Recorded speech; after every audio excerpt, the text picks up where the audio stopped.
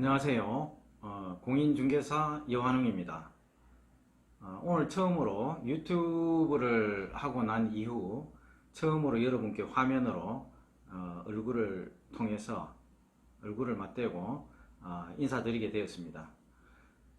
앞으로는 제가 18년 동안 부동산업에 종사를 했는데 다양한 부동산에 대한 경험과 그리고 불법과 편법을 넘나드는 그런 현장에서 자본주의 사회에서 일어날 수 있는 돈을 향한 그런 것들이 얼마나 치열한지 제 경험을 말씀을 좀 드리고자 합니다. 왜냐하면 우리가 적을 먼저 알고 나를 알면 백전백승이라고 얘기를 했습니다. 근데 이런 부분들을 부동산 업계에 있는 사람들은 어느 정도 이런 관례적으로 편법을 이용해서 절세를 한다든지 이런 부분들을 뭐 잘 알고 있지만 일반인들은 편법이 들어가게 되면 일단 두렵죠. 사후에 정부에서 아니면 관련 기관에서 어떠한 제재나 벌금 등 여러 가지 그 사후 문제가 있기 때문에 좀 꺼려하는 부분이 많습니다. 근데 이런 부분들이 제가 여러분들한테 이렇게 해서 투자나 투기를 하라는 게 아니고 이런 부분들이 있으니까 차후에 부동산 거래를 하시면서 자신을 보호할 수 있는 어떤 지식이 되지 않겠나 이런 생각에서 여러분께 이런 경험들을 제공하기로 이렇게 생각을 했습니다. 부동산은 불법이냐 편법이냐 이런 문제를 두고 여러 가지 얘기들이 있어 왔습니다. 주로 뭐 주택이든 토지든 상가든 가리지 않고 세금을 적게 내기 위해서 그리고 내가 차후에 단기 매매에서 큰 이익을 남기기 위해서 세금을 적게 내야 되겠다. 이렇게 해서 세금과의 전쟁을 많이 합니다. 그래서 제가 오늘 다룰 부분은 주로 빌라라든지 토지에 대한 비과세 물건에 대해서 여러분께 정보를 조금 드리고자 합니다. 우리가 비과세라고 하면 일정한 조건을 갖추면 세금을 면제해주는 그러한 부동산을 비과세라고 합니다. 근데 비과세 물건은 토지에도 있고 주택에도 존재합니다. 그 세부적인 거는 인터넷을 이렇게 뒤져보시면 검색을 하시면 어떤 내용이 있다는 게 잘 나와 있습니다. 근데 토지나 주택을 이용해서 비과세 물건을 이용해서 업계약이나 다운계약을 합니다. 그렇게 해서 실제 가격보다 미리 단기 매매에 대비해서 가격을 높인 다음에 단기 매매 했을 때 양도세를 적게 내기 위한 그런 편법이죠. 근데 이런 편법이 진짜 불법인 편법이 있고 그 경계선에 있는 편법이 있습니다. 그런 것들은 제가 설명 중에 한번 말씀을 드리고 합법과 불법을 오가는 점프 등기, 그러니까 전매죠. 전매도 많이 이용되는, 투기에서 많이 이용되는 방법입니다. 비과세 주택이나 토지를 말하면 상속이나 증여에도 이런 비과세는 존재를 합니다. 그래서 이번에는 아까 말씀드린 대로 토지와 주택만을 대상으로 한번 말씀드려 보겠습니다. 부동산은 정부에서도 상당히 어렵고 개인들도 상당히 어렵습니다. 문재인 정부에서는 너무 많은 부동산 정책들을 쏟아내서 어려움이 있었고 현재 정부는 출범한 지 얼마 되지 않았지만 또 뚜렷한 어떤 정책을 내어놓지 못하고 있습니다.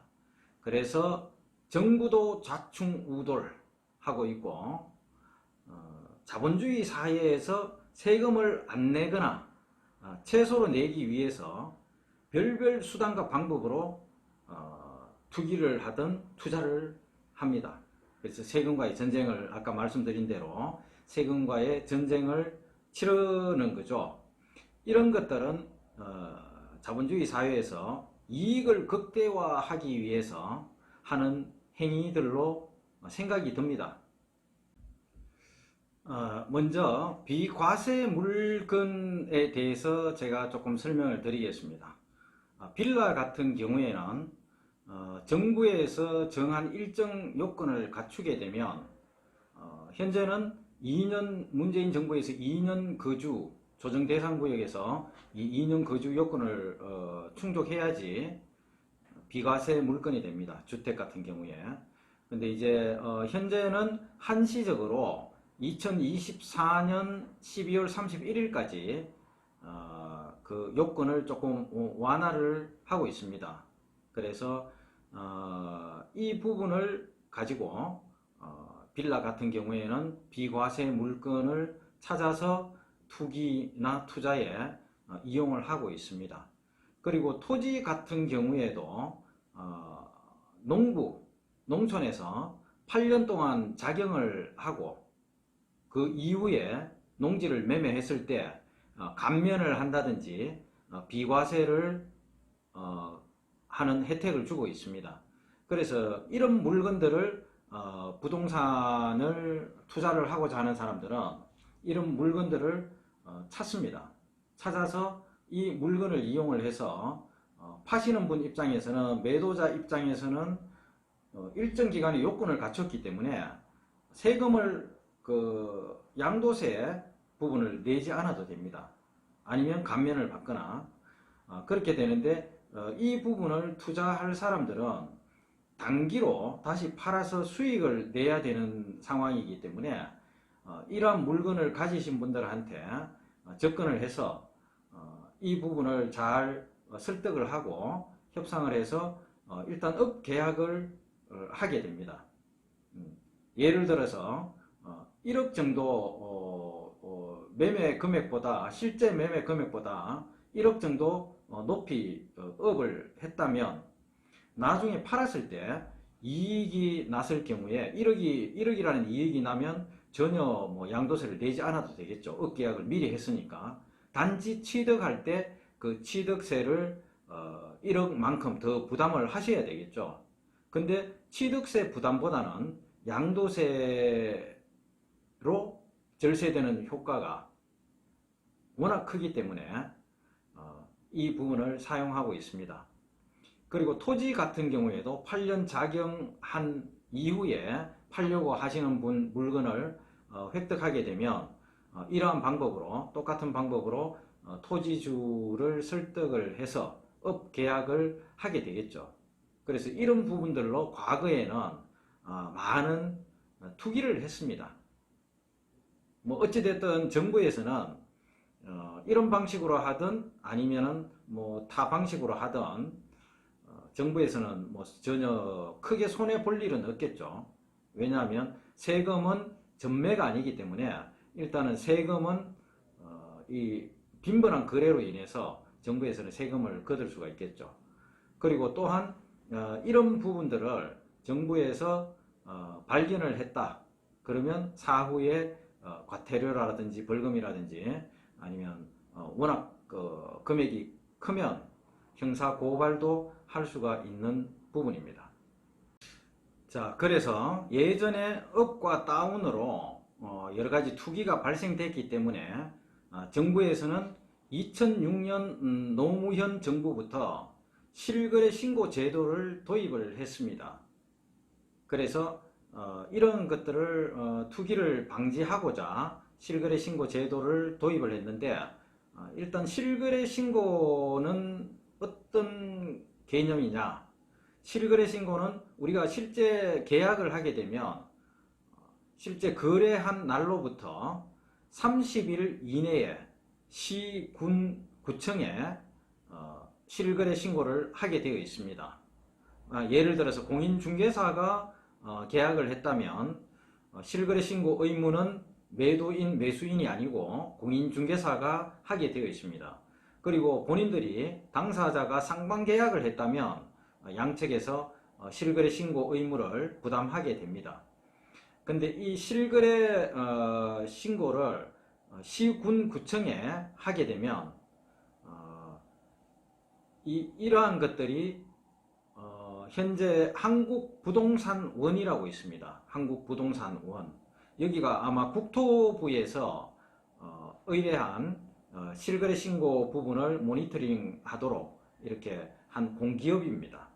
근데 이쪽으로 실거래 신고된 부분들이 부동산이 보고가 되게 되면 여기에서 감정평가사나 관련되시는 분들이 의심거래로 여겨지는 부분들을 모니터링을 합니다. 상시로 계속 모니터링을 합니다. 그래서 뭔가 의심이 된다.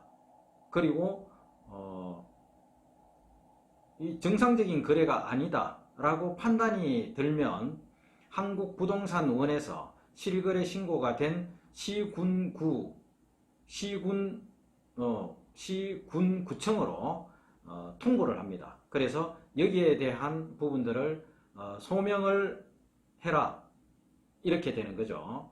그래서 그 담당자들은, 시군구청의 담당자들은 거래 당사자들한테 각각 보냅니다.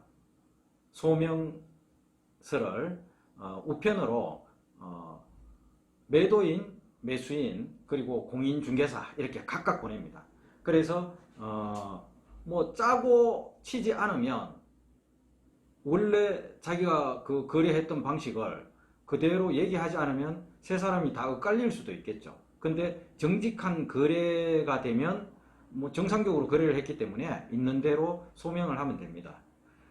근데 그 소명 방식이 주로 금전적인 부분이죠.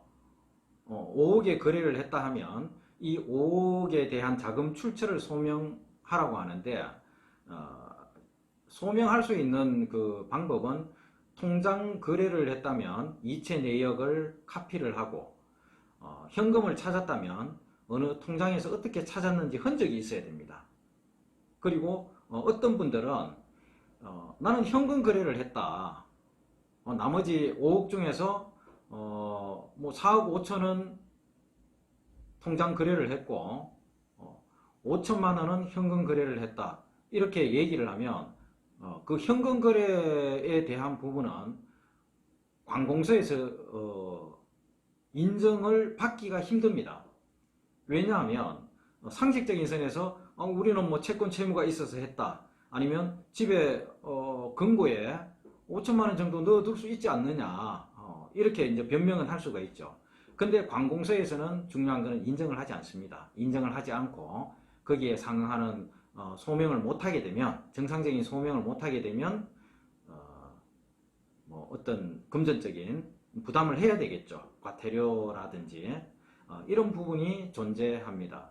그래서 우리가 업을 하든 다운을 하든 이러한 부분들은 실제 거래하는 당사자, 공인중개사가 개입됐다면 공인중개사를 포함해서 당사자만 알 수 있는 상황이기 때문에 타인들은 알 수가 없죠. 본인들이 뭐 다른 얘기를 타인한테 전달하지 않으면.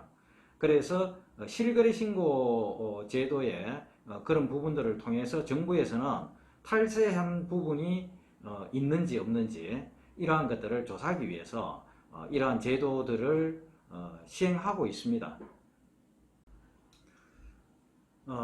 영상이 여러 가지를 말씀드리다 보니까 조금 뭐 길어질 것 같아서 제가 오늘은 여기에서 마무리를 하겠습니다. 그리고 이후 포괄적으로 우리 구독자분들께서 참고하실 수 있도록 제가 현장에서 일어나는 일들을 하나씩 올려보겠습니다. 그리고 뭐 결론을 말씀드리자면, 아까 말씀드린 그런 부분들이 있음에도 불구하고 부동산 거래 현장에서는 아직도 업계약, 다운계약 이런 것들이 이루어지고 있습니다. 그 관례적으로 이루어지고 있고 돈을 버는 현장에서는 어떠한 위험도 감수하는 일들이 많습니다. 그래서 제가 뭐 불법을 조장하는 의미에서 이런 걸 올리는 게 아니고, 애초에 말씀드렸듯이 이러한 부분들을 알고 계시면 어떤 뭐 부동산 거래를 하면서 제3자가 이런 부분들이 있다, 이익을 많이 남길 수 있다, 이렇게 얘기를 하셔도 이 부분을 내가 감당할 수 있는 부분인지 없는 부분인지, 그리고 이 거래를 함으로 해서 나중에 내가 더 큰 피해를 봐서는 뭐 안 되지 않습니까? 그래서 그런 부분들을 한번 스스로가 모니터링을 해보고 거래를 하시라는 의미에서 이러한 것들을 제가 말씀을 드리는 부분입니다. 그리고 뭐 여러 가지 정부에서는 이런 걸 방지하고자 공정한 거래가 이루어지는 걸 권장하기 위해서 법을 더 강력하게 규제를 하고 있지만, 그러한 부분들은 또 사람이 만드는 법이다 보니까 현장에서 일하는 그 어떤 부분보다는 앞서갈 수가 없습니다. 그래서 현장에서는 또 그걸 피해 갈 수 있는 그러한 방법들을 또 찾아내기도 합니다. 그래서 결론은 우리 구독자분들께서 부동산 거래를 하시게 되면 반드시 신뢰할 수 있는, 그래도 기본적으로 이 부동산에 관련된 것들은 참 이미지가 그렇게 좋지는 않습니다. 전부 조금 부정적인 자격을 갖춘 공인중개사들까지도 좀 부정적으로 보시는 분들이 많으시고, 그리고 뭐 자격도 없이 소속도 없이 그냥 다니면서 하시는 분들이 사실 되게 많습니다. 근데 뭐 그분들을 제가 자격을 갖췄다고 해서 그분들을 뭐 나쁘게 얘기하고 싶지는 않습니다. 왜냐하면 생업을 위해서 생활을 하시는데, 근데 그분들 중에서도 일을 잘 하시고 꼼꼼하게 잘 챙겨주시는 분들이 있습니다. 근데 그런 목적이 아니고 본인들의 오직 이익을 위해서 진짜 불법을 저지르는 그런 분들이 없으면 좋겠지만 현실에서는 존재를 하기 때문에 그러한 분들하고 거래를 하는 건지, 정상적인 중개업소와 거래를 하는 건지, 이런 것들도 한번 생각을 해보시고 그래도 신뢰가 갈 수 있는 분과 거래를 해서 여러 가지 좋은 결실들 많이 내셨으면 좋겠습니다. 자, 그리고 다음에 또 여러분께 조금 도움이 될 수 있는 영상으로 찾아뵙겠습니다. 별 뭐 재미가 없는 영상이지만 여러분께서 구독과 좋아요 눌러주시고 제가 조금 더 노력해서 도움이 되는 영상 올리도록 그렇게 하겠습니다. 감사합니다.